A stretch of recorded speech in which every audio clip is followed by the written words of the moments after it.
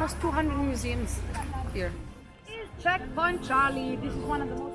We're gonna walk on Friedrichstraße, this famous street. It used to be the center of nightlife. Like, I don't know. I'm from Israel. I don't mess with my passport. I would like to go to Pakistan, but I can't. I told you everything here was communist, but you don't really feel it, yeah? Yeah. The fanciest, the most expensive neighborhood in Berlin. Beautiful square. This beautiful square is one of the most famous squares in Berlin. It's called Gendarmenmarkt.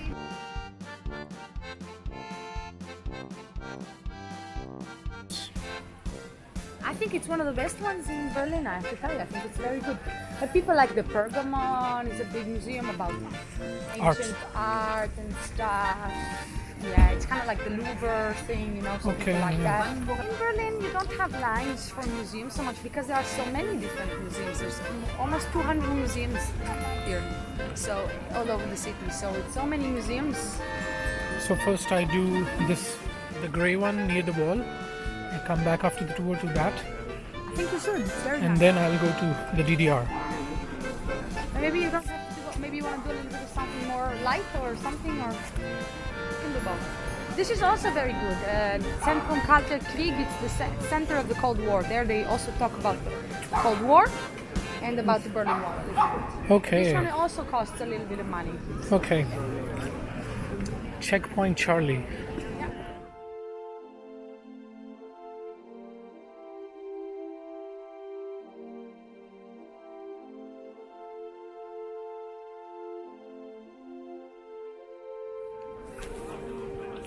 Everybody come over. Okay guys, everybody look over there behind me. This is Checkpoint Charlie. This is one of the most famous places here in Berlin. Why? Because Checkpoint Charlie was one of the 8 checkpoints they had around the world. It was used for citizens and in this case also for military people to cross between the two sides of the city after the wall was built.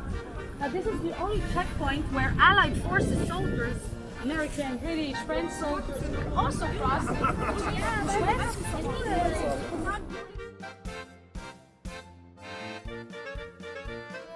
Of the very high tensions between the Soviet Union and the United States. And for tens of years, you know, it was the black box, the one that talks about the Cold War. This is the Cold War.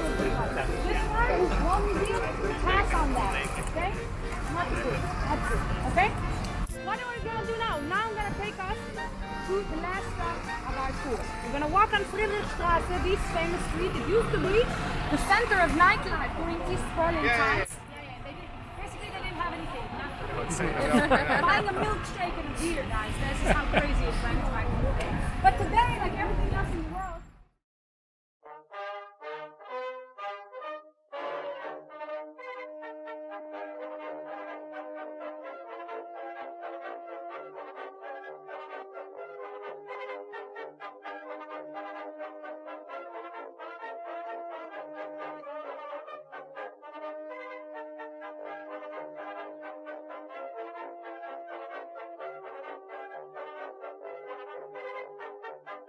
Like touristically, Yeah. they stamp your passport.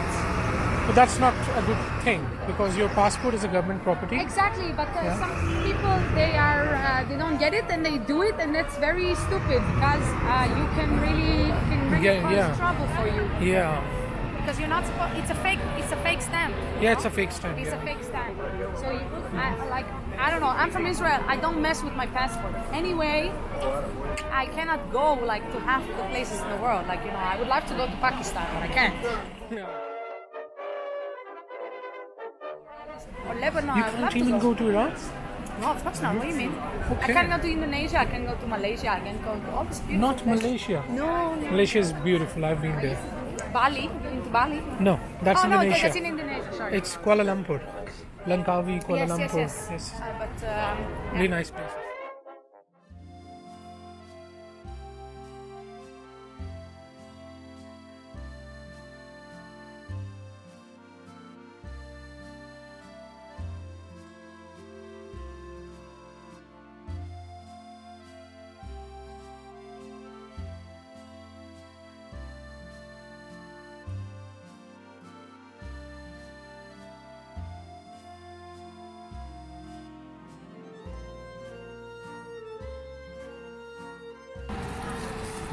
This all is Mitte area.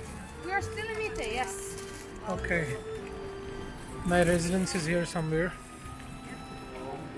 In Friedrichstraße. It's in Mitte. Mitte is very big though, so.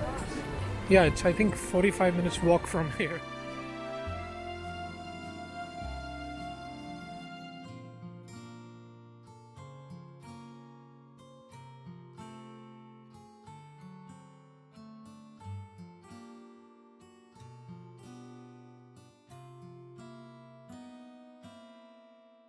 Topography des Terrors.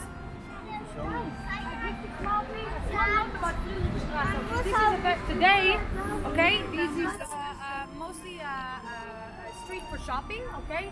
Also, you have all this exhibition halls for Mercedes and for Volkswagen and so on. But actually, if you go further to the other side of Friedrichstraße, there are some interesting things, okay? Also, a lot of theaters, a lot of Berlin's famous theaters are around there.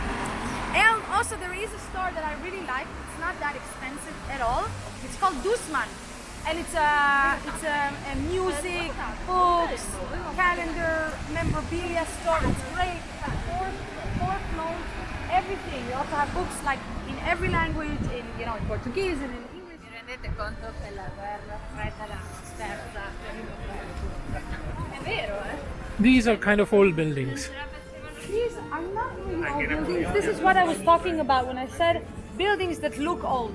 Most of the buildings in Berlin that look old were rebuilt to look old.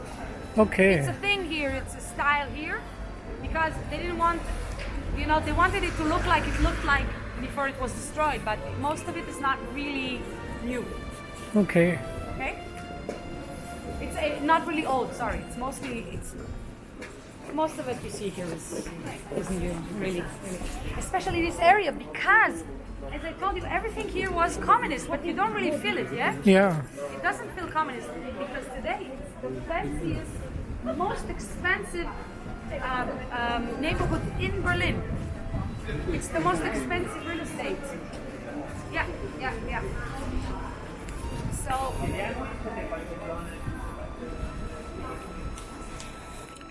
Also flips like this. Why are they blocking it? Why did they block this?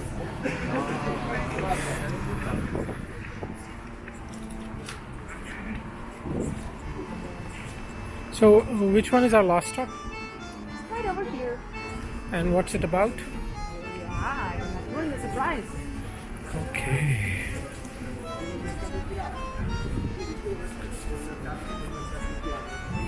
That one with the statue, right? Sorry? That one with the statue on the top? Indeed. Okay. And Berlin's Cathedral. Is it far away? It's not far away. Berliner Dome is not far away. I can walk there. It's around 15 minutes. And you recommend the boat rides? Maybe Not much. today, since there is slightly nice weather, no rain, you can see the sky. Today, yes. It will be a bit cold though on the water, with all the wind. So if But you it's- feel like you're prepared, Yeah, it's very windy when you go on the water, yeah? So not much. Just one jacket. I don't think it's a must. I think Yeah, it's you can nice, skip, yeah. but yeah. It's not like